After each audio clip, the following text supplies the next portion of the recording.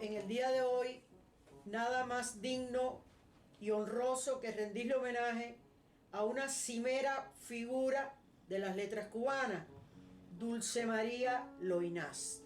Su verdadero nombre, María de las Mercedes Loynaz Muñoz.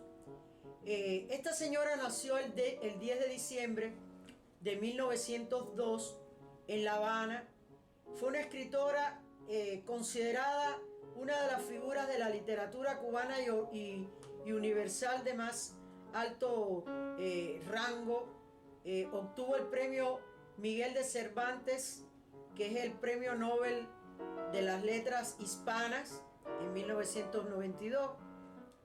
Como les decía, esta señora se caracterizó por una amplia y prolífera obra.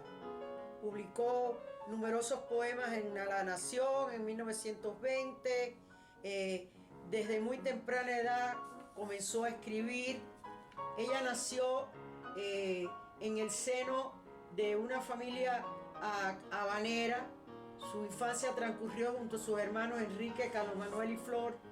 Todos eran hijos del general Enrique Loynaz del Castillo, un general de la Guerra de Independencia, digamos que un señor caracterizado por un espíritu patrio increíble. Fue el autor del himno invasor. Hablar de él nos ocuparía otro programa tan bien largo, por eso solo queremos señalar que este señor fue el progenitor de la señora Dulce María Loynaz Muñoz. Crecieron ellos en un ambiente de enclaustramiento y de lujo. No visitaron escuelas privadas ni públicas. Su madre se encargó de educar a sus hijos en la casona. Primero la de San Rafael y Amistad en el centro de La Habana, y luego en la de Línea de 14 y 16 en el Vedado, hasta que en la década del 20 Dulce María Loynaz comienza sus estudios en Derecho Civil en la Universidad de La Habana. Ella se gradúa de doctora en leyes en esta universidad, profesión que, si bien no era su vocación ejercer, la mantuvo hasta 1961, siempre atendiendo asuntos familiares. Fue reconocida en su patria como profesional del derecho, recibiendo en 1944 la desaparecida Orden González Lanuza, conferida a aquellos que en esta rama aportaban frutos de sus estudios y experiencias, y fue la primera mujer en Cuba en recibir esta orden, que, como les dije, ya después desapareció. La obra poética de Dulce María Loynaz, digamos que su primera obra aparece en el periódico La Nación a los 17 años, que se llamaba Invierno de Almas y Vesperal. Aparecieron otros textos en 1920, en el 38, en el 29, Dulce María viaja con su mamá y su hermana al Medio Oriente, visitan Turquía, Siria, Libia, Palestina y Egipto. Y en este último viaje, especialmente la poetisa siente una gran admiración en el Museo de Luxor y ve la tumba de Tutankamón, y escribe un poema epistolar lírico y de profunda connotación romántica al desaparecido faraón, que desde mi punto de vista vale la pena que todos leamos. Es un poema muy interesante. Les sugiero que lo lean, este poema dedicado por parte de Dulce María Loynaz a Tutankamón. Como les decía, después en el 47 hace una publicación en Juegos de Agua. En el 50 un editor español se interesa en ella y comienza a publicar en España. De esta época data la publicación de su única novela, Jardín. Le seguirían Cartas de Amor, Poemas sin Nombre, Un Verano en Tenerife, que según la autora fue la mejor que ella ha escrito, porque la poetisa en su primer viaje a esta isla quedó prendada de ella y llegó incluso a adoptar a España como su segunda patria. Después regresa a Cuba y continúa ella con su prolífero quehacer poético. Esta señora, según dijo la poetisa Gabriela Mistral, Premio Nobel de Literatura, leer Jardín ha sido el mejor repaso del idioma español que yo he hecho mucho tiempo. ¿Por qué? Porque lo primero que llama la atención en la poetisa cubana es el tono desacostumbrado y diferente de su personalidad poética. Y no es de extrañar porque tenía un acervo producto de su alto nivel cultural y social. Ella, como les decía, por su casa desfilaron personajes y exponentes culturales de la cultura de la época, cuando Juan Ramón Jiménez, Federico García Lorca, Gabriela Mistral, entre otros. Quisiera hacer un paréntesis y, digamos, leerle un pequeño poema de la poetisa. Se llamaba La hija pródiga. ¿Qué me queda por dar, dada mi vida? Si semilla aventada a otro surco, si linfa derramada en otro suelo, si llama en todo tenebrario ardida, ¿qué me queda por dar, dada mi muerte también? En cada sueño, en cada día, mi muerte vertical, mi sorda muerte, que nadie me la sabe todavía. ¿Qué me queda por dar si por dar doy y porque es cosa mía y desde ahora? Si Dios no me sujeta o no me corta las manos torpes, mi resurrección es digamos, impactante. Pues bien, como les decía, esta gran poetisa cubana, cuya obra les sugiero que pueden buscarla así, los poemas de Dulce María Loiná, que son muchísimos. Es interesante conocerla. Hay un episodio en su vida muy interesante que, digamos, podemos llamarla mutismo, al episodio este. ¿Por qué? Porque a raíz del triunfo de la Revolución Cubana, la poeta se autoaisló de la vida social durante un tiempo larguísimo en la Casa del Vedado. Sin embargo, la actitud que poseía en desfavor, o sea, no simpatizaba, estaba en contra del nuevo régimen, le costó el desconocimiento en su propia tierra. Debo destacar que la multiplicaron, digamos, la condenaron al ostracismo, la soslayaron, su obra la retiraron de los libros de texto. Eso es algo diabólico, digamos.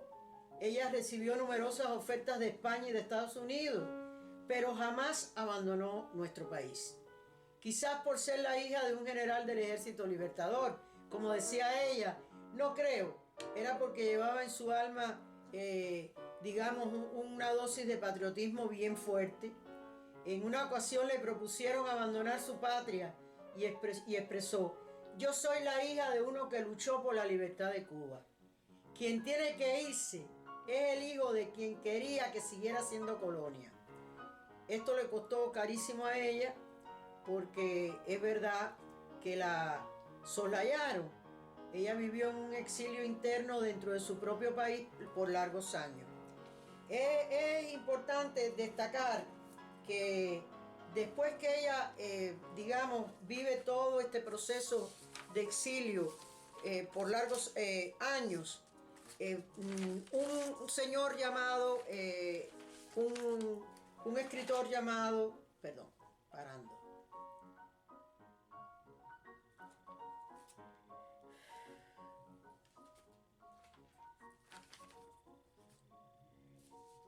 En la década de los 70, el pianista pinareño José Antonio Martínez de Osaba comenzó a interesarse por la vida de Dulce María Loinás y a hacer averiguaciones sobre el paradero de la poetisa. Stop.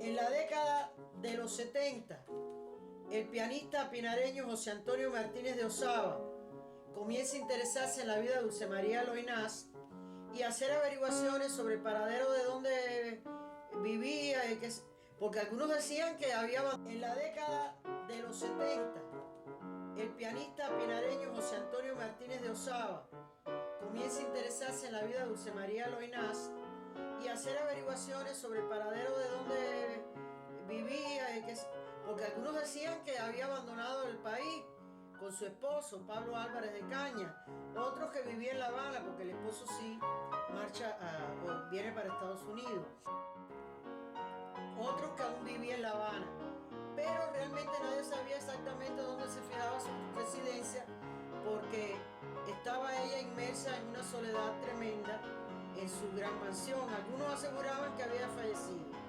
Luego de una tenaz búsqueda por parte de este señor, da con el paradero de la Loynaz en el 69 y mediante una amplia correspondencia y visitas periódicas construyeron una gran amistad.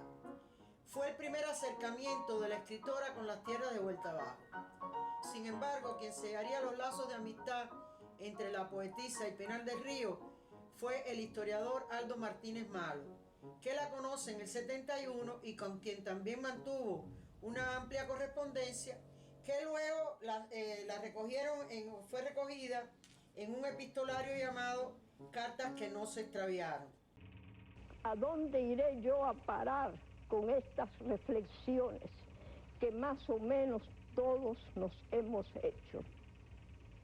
Nos hemos hecho, sí, pero hay algo en que tal vez nadie ha pensado.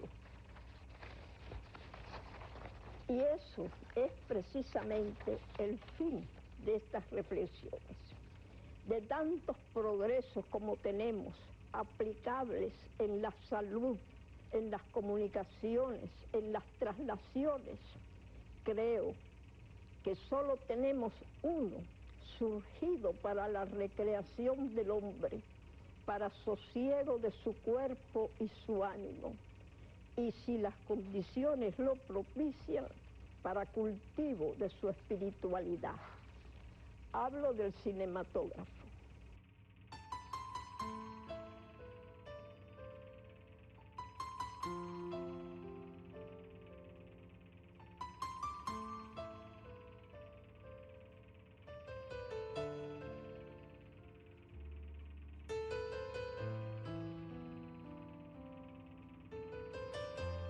En mi jardín hay rosas. Yo no te quiero dar las rosas que mañana no tendrás. En mi jardín hay pájaros con cantos de cristal. No te los doy, que tienen alas para volar. En mi jardín abejas labran fino panal. Dulzura de un minuto, no te la quiero dar. Para ti lo infinito o nada, lo inmortal o esta muda tristeza que no comprenderás. La tristeza sin nombre de no tener que dar a quien lleva en la frente algo de eternidad. Deja el jardín, no toques el rosal. Las cosas que se mueren no se deben tocar.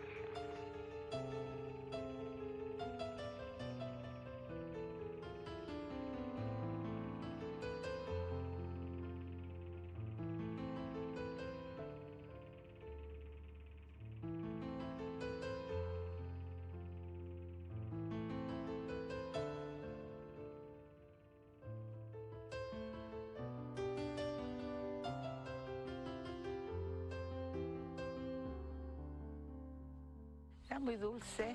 Muy elegante. Muy seria a mi modo de ver. Era muy bella, además, muy guapa. Y siempre estaba llena de poesía, lo que decía.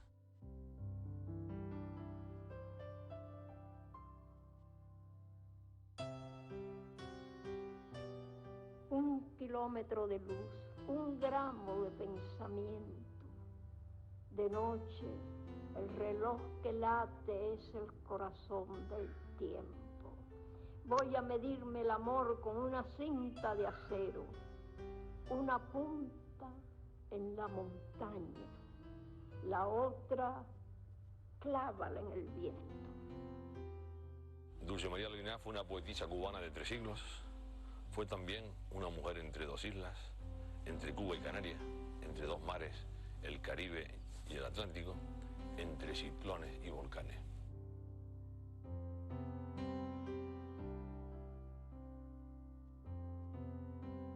Isla mía, isla fragante, flor de islas, tenme siempre, náceme siempre, deshoja una por una todas mis fugas y guárdame la última bajo un poco de arena soleada, a la orilla del golfo donde todos los años hacen su misterioso nido los ciclones.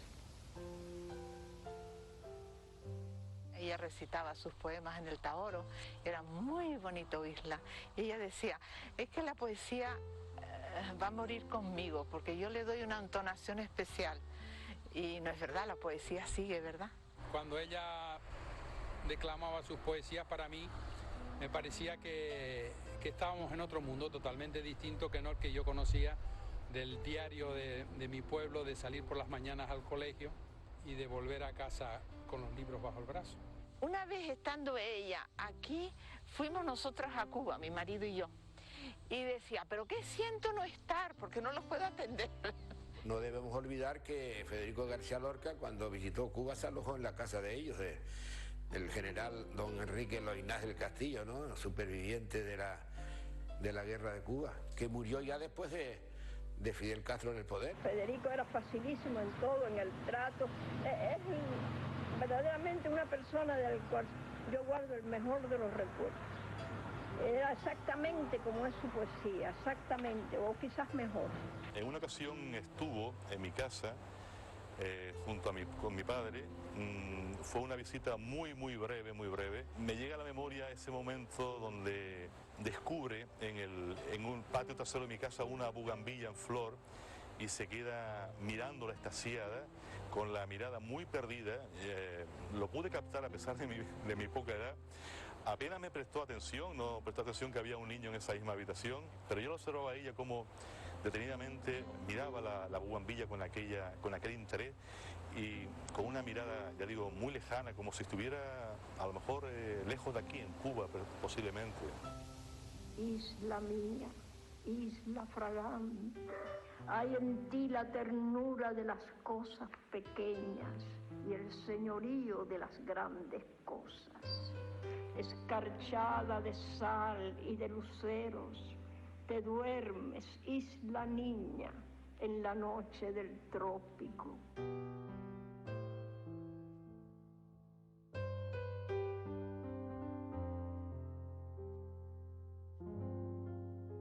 Piensa en su mar Caribe, en los ciclones que emergen de sus aguas no tan puras.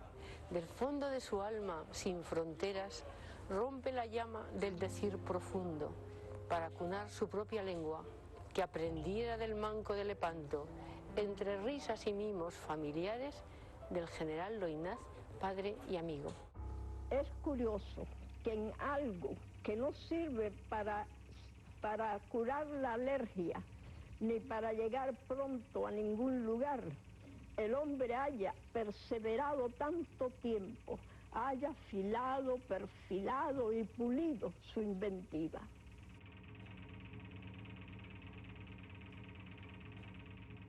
Cuando vino a Tenerife por vez primera, en el año 47, había cumplido 45 años. Ella estuvo casada en primeras nupcias con un primo hermano suyo, se divorció y después se casó con el periodista tinerfeño Pablo Álvarez de Caña, que vivía en La Habana. Era cronista social del diario La Marina, que se exilió a los Estados Unidos y después creo que vino a morir a Cuba. Y la verdad que la gente le quiso mucho en aquel momento, porque Pablo tenía muchos amigos en el Puerto de la Cruz, en Santa Cruz de Tenerife, los amigos Baudé, Guimerá, González de Mesa, María Rosa Alonso. Ella conoció nada más y nada menos que a don Francisco Borín, que es un personaje singular en la historia del arte de Canarias, la acuarelista por excelencia de esta isla en los años 40 y tantos, pintor regional por excelencia.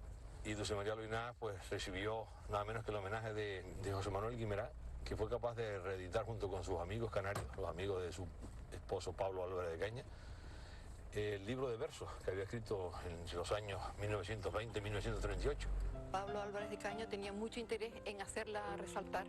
Él fue el que quiso que yo publicara, que no se ocultara más mi obra. Que se daba cuenta, seguramente intuía la capacidad poética que tenía, es decir, la gran poetisa que era, pues quería hacerla resaltar. Al declamar el canto a la mujer estéril, ese poema extraordinario y desgarrador a la vez, tal vez porque era la manifestación poética del gran drama de su vida, hacía llorar a mucha gente.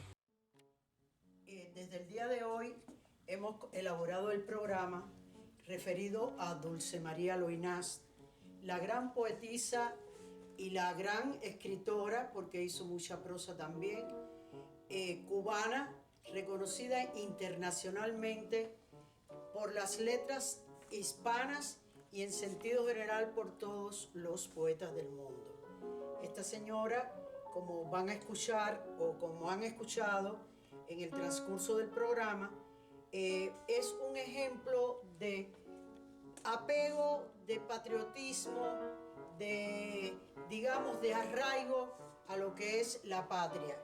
Ya de todos es conocido que tuvo un exilio forzado, pues el hecho de no pertenecer o de no estar de acuerdo con el gobierno que se instituyó en 1959, la soslayaron, digamos que la hicieron vivir un exilio forzoso.